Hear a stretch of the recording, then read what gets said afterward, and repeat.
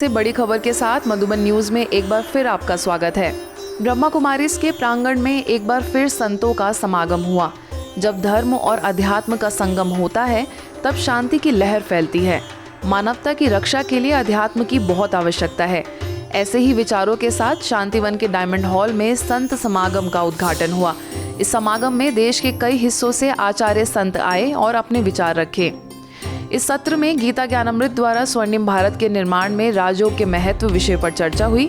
दिल्ली से आए विश्व अहिंसा परिषद के अध्यक्ष आचार्य डॉक्टर लोकेश मुनि ने कहा कि आज के समय में हर किसी को ध्यान, मेडिटेशन, आयुर्वेद की बहुत जरूरत है। ये संस्था मानवता का संदेश दे रही है।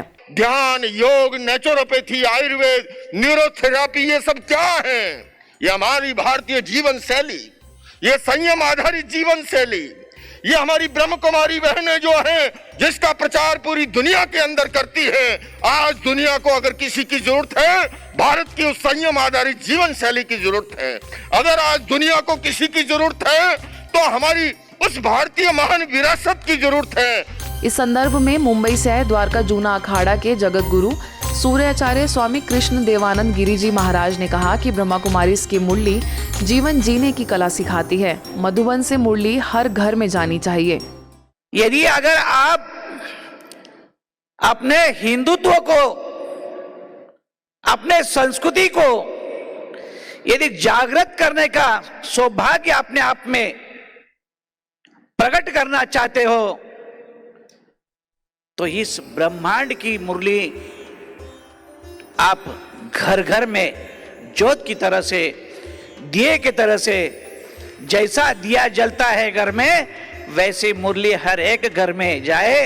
इसका पाठ आप रोज का घरों घरों में पहुंचाइए।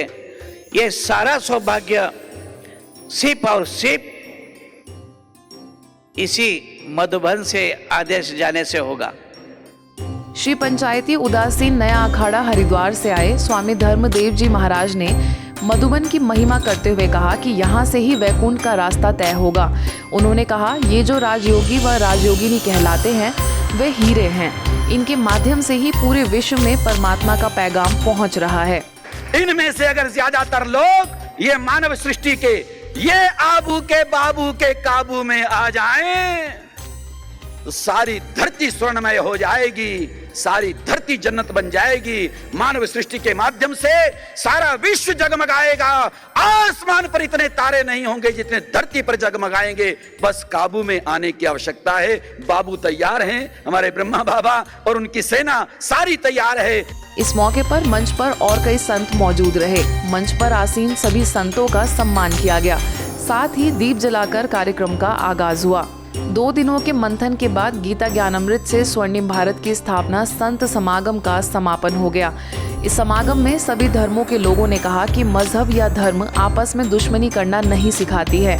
इस समापन सत्र में शिमला से आए सत्य की चेतना के लिए अंतर्राष्ट्रीय समाज के संस्थापक तथा निदेशक ओंकारानंद सरस्वती ने कहा कि मनुष्य को अपने मकसद के लिए दृढ़ रहना चाहिए।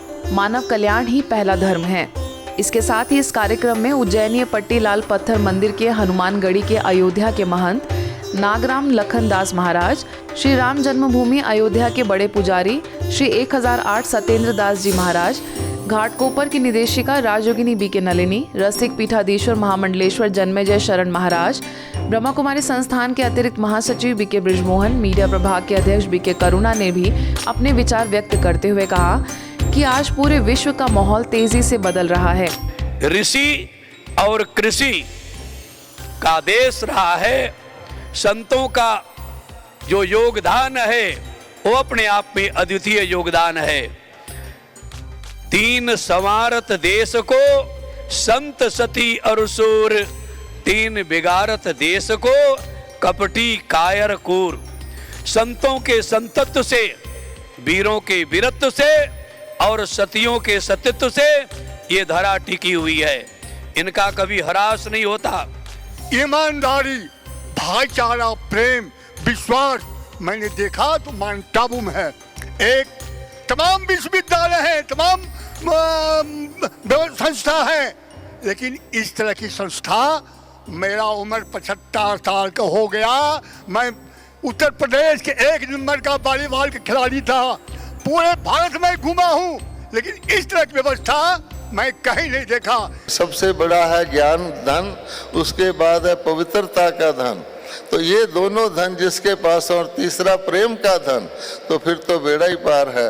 तो प्रेम की दुनिया आ रही है, दैवी गुणों की दुनिया आ रही है। हमको जैसे खुशबूदार फूल अपनी खुशबू चारों तरफ फैलाता है, तो हर एक को दैवी गुणों की खुशबू फैलाना है। मुख्यालय से जुड़ी हर खबर के लिए देखते रहिए मधुबन न्यूज।